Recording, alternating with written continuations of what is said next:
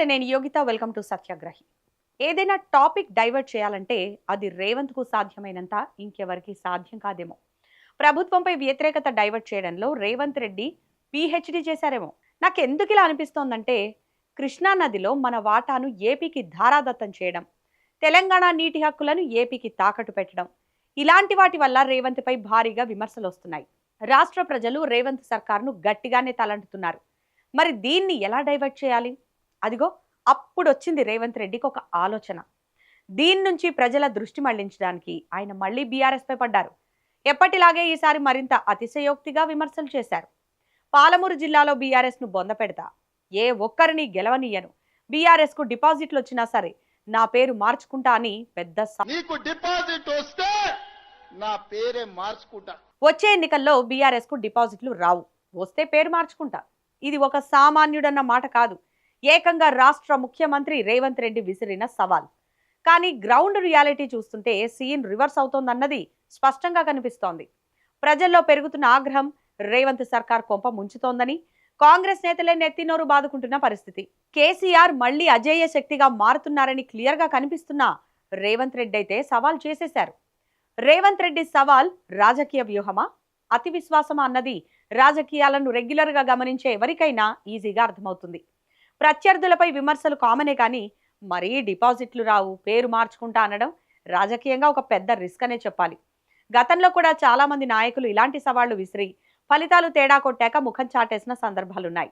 అంతదాకా ఎందుకు, కొడంగల్లో ఓడిపోతే రాజకీయ సన్యాసం తీసుకుంటా అని ఒక టైంలో రేవంత్ రెడ్డి ఛాలెంజ్ విసిరి ఆ తర్వాత ఏమాత్రం గుర్తులేనట్లు నటిస్తూ రాజకీయాల్లో కంటిన్యూ అవుతూనే ఉన్నారు. అయితే కేసీఆర్ గురించి, బీఆర్ఎస్ గురించి రేవంత్ రెడ్డి ఛాలెంజ్ చేయడమే అందరికీ కొంత విడ్డూరంగా అనిపించింది.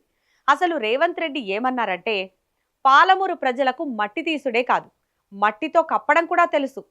మేము తవ్విన గోతుల్నే మట్టి తీసుడే కాదు బిడ్డ, పండబెట్టి మట్టి కప్పేది కూడా మా బిడ్డలకు తెలుసు. పాలమూరు జిల్లాలో బీఆర్ఎస్ ను బొంద పెడతా, ఏ ఒక్కరిని ఎమ్మెల్యేగా గెలవనివ్వను, బీఆర్ఎస్ దిమ్మెలు కూలాలి, గద్దెలు దిగాలి, వచ్చే ఎన్నికల్లో పాలమూరులో బీఆర్ఎస్ కు డిపాజిట్ వస్తే నా పేరు మార్చుకుంటా. ఇది రేవంత్ సవాల్. బీఆర్ఎస్ దిమ్మెలు కూలాలి, గద్దెలు దిగాలి అని కాంగ్రెస్ కార్యకర్తలను రెచ్చగొట్టేలా, అల్లర్లకు తావిచ్చేలా కొంత వివాదాస్పద కామెంట్లు కూడా చేశారు. దాని గురించి తర్వాత డీటెయిల్డ్ గా మాట్లాడుకుందాం. కేసీఆర్ అంటే కేవలం ఒక మాజీ ముఖ్యమంత్రి మాత్రమే కాదు, తెలంగాణ ప్రజలకు ఆయన ఒక ఎమోషన్. ఆ జిల్లా ఈ జిల్లా అని కాదు, రాష్ట్రంలోని ప్రతి జిల్లా, ప్రతి గ్రామం ఆయనకు కేర్ ఆఫ్ అడ్రస్సే. కేసీఆర్ది త్యాగాల చరిత్ర. ఉమ్మడి రాష్ట్రంలో ఎన్నోసార్లు పదవులను తృణప్రాయంగా వదిలేసి ఒంటి చేత్తో తెలంగాణ ఉద్యమాన్ని నడిపిన నాయకుడు. ప్రాణత్యాగానికి సిద్ధపడి కేసీఆర్ సచ్చుడో తెలంగాణ వచ్చుడో అన్న నినాదంతో తెలంగాణను ఏకం చేసిన ఉద్యమ నేత. మృత్యువు అంచు దాకా వెళ్లి రాష్ట్రాన్ని సాధించిన మహానాయకుడు. ప్రాణాలే పోయిన గాని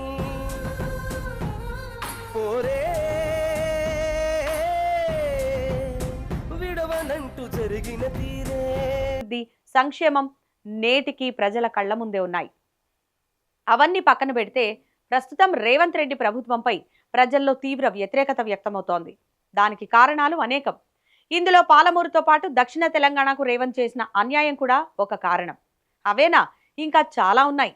డీటెయిల్గా కాదు కానీ బ్రీఫ్గా చెప్తా వినండి. హైడ్రా విధ్వంసం, చెరువుల పరిరక్షణ పేరుతో సామాన్యులు కష్టపడి కట్టుకున్న ఇళ్లను కూల్చివేయడం ప్రజల్లో భయాన్ని, కోపాన్ని పెంచింది. దీనివల్ల రియల్ ఎస్టేట్ కూడా పాతాళానికి పడిపోయింది. వేల కోట్లు పెట్టుబడి పెట్టిన వారు, రియల్ ఎస్టేట్ ని నమ్ముకున్న లక్షలాది మంది కార్మికులు ఇప్పుడు రోడ్డున పడ్డారు. ఇది రాబోయే ఎన్నికల్లో కాంగ్రెస్ కు పెద్ద దెబ్బ కాబోతోందనడంలో ఎలాంటి డౌట్ లేదు. అధికారంలోకి రావడానికి కాంగ్రెస్ ఇచ్చిన 6 గ్యారెంటీలు కాంగ్రెస్కే రివర్స్ కొడుతున్నాయి. హామీలను నెరవేర్చకపోగా ఇచ్చిన 1 పథకానికి కూడా నిబంధనలు పెట్టడం జనాలకు చిర్రెత్తేలా చేసింది. అర్హులైన వారికి కూడా కోతలు విధించడం వల్ల ప్రజలు మోసపోయామనే భావనలో ఉన్నారు. రైతులకు పెట్టుబడి సాయం అందడంలో జాప్యం, రుణమాఫీలో గందరగోళం, ఇలాంటివన్నీ కూడా ఓటర్లను బీఆర్ఎస్ వైపు మళ్లేలా చేస్తోంది. కేసీఆర్ ఉన్నప్పుడే బాగుండే అనే పరిస్థితికి తీసుకొచ్చింది. రాజకీయాల్లో ఏది శాశ్వతం కాదు. ప్రస్తుతం ఉన్న పరిస్థితులు చూస్తుంటే ప్రభుత్వ వ్యతిరేకత ఇంకా పెరిగి కాంగ్రెస్ కొంపముంచడం గ్యారంటీ అనిపిస్తోంది. ఏడాది తిరగక ముందే ప్రభుత్వంపై ప్రజలు విసిగిపోవడం, ఈ 2.5 ఏళ్లలో కాంగ్రెస్ గ్రాఫ్ అమాంతం పడిపోయి బీఆర్ఎస్ కు బీభత్సమైన ప్లస్ గా మారింది. గత ఎన్నికల్లో ఓడిపోయినా బీఆర్ఎస్ క్యాడర్ చెక్కు చెదరలేదు. అలాంటి క్యాడర్ కూడా బీఆర్ఎస్ కు బలమే. కాంగ్రెస్ పాలనతో పోల్చుకుంటే కేసీఆర్ పాలనే బాగుండే అనే భావన మెట్రో సిటీస్ నుంచి పల్లెల దాకా కనిపిస్తోంది, వినిపిస్తోంది.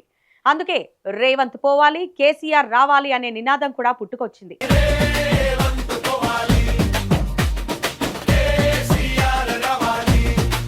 ఇది ఇలాగే కంటిన్యూ అయితే వచ్చే ఎన్నికల్లో బీఆర్ఎస్ క్లీన్ స్వీప్ చేసినా ఆశ్చర్యపోనక్కర్లేదు. తెలంగాణ గడ్డ ఎప్పుడు పోరాటాలకు నిలయం. ఎవరికి ఎప్పుడు ఎలా గుణపాఠం చెప్పాలో వారికి బాగా తెలుసు.